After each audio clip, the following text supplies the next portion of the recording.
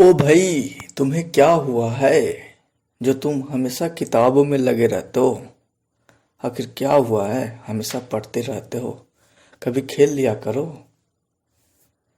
कुछ बताओगे क्यों पढ़ना चाहते हो, क्यों पढ़ते हो हर बार हमेशा? तो भाई सुन लो, मैं बताता हूँ पूरी डिटेल में। भाई मुझे पढ़ना है। भाई मुझे पढ़ना है। क्यों? क्योंकि मुझे कुछ करना है।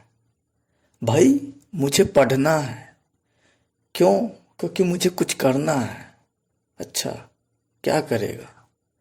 अरे भाई, लाइफ में क्या करना है, कैसे करना है, यही तो समझना है। और जिसके लिए मुझे खूब पढ़ना है। लाइफ में क्या करूँगा, कैसे करूँगा, क्यों करूँगा, ये सब जानने के लिए मुझे तो पढ़ना है। मुझे तो पढ़ना है। हर वक्त मुझे पढ़ना है। पढ़ना क्या हूँ मैं? पढ़ना क्या हूँ मैं? क्या खाना है, ये मुझे नहीं जानना। पढ़ना क्या हूँ मैं, मुझे क्या खाना है, ये मुझे नहीं जानना। कुछ भी हो, कुछ भी हो, हर हालत में मुझे अब पढ़ना है। हर हालत में मुझे अब पढ़ना है।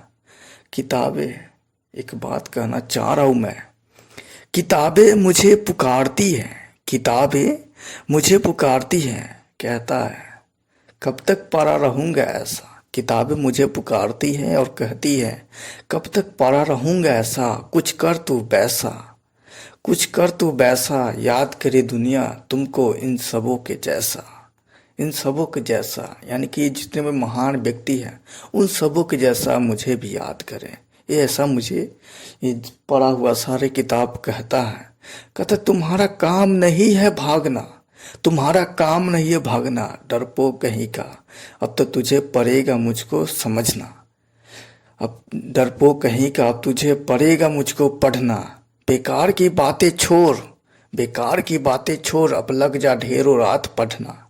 कहते हैं किताब मुझको कि कब तक मैं पढ़ा रहूँगा, इन्हीं पढ़ा रहूँगा, सड़ जाऊँगा, फट जाऊँगा। इसलिए अब तू शुरू कर दे मुझे अब पढ़ना। डरपोक कहीं का, डरपोक कहीं का, अब तू मुझे समझ जा। बेकार की बातें छोड़, अब लग जा ढेर रातों पढ़ना। एक बात है तुमसे कहना, किताब मुझे कह रहा है। किताब मुझे कह रहा है, क्या कह रहा है? कह रहा है कुछ कर जाए ऐसा लाइफ में ना।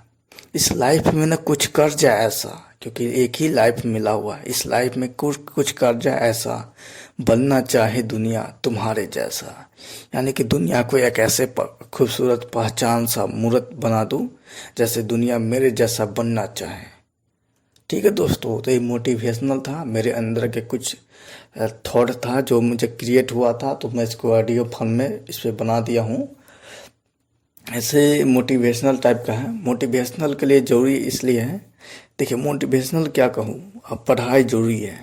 पढ़ाई आपको, ऐसे तो मैं नहीं कहूँगा कि नौकरी दिला पाएगा कि नहीं दिला पाएगा, लेकिन पढ़ाई आपको हर क्षेत्र में जहाँ भी जाइएगा वहाँ उसका उपयोग होगा, इम्पोर्टेंट होगा। मैं आपको एक और एग्जांपल बताऊंगा, मैं अपने रियल लाइफ में जो घटित हुआ है उससे आप समझ सकते हैं।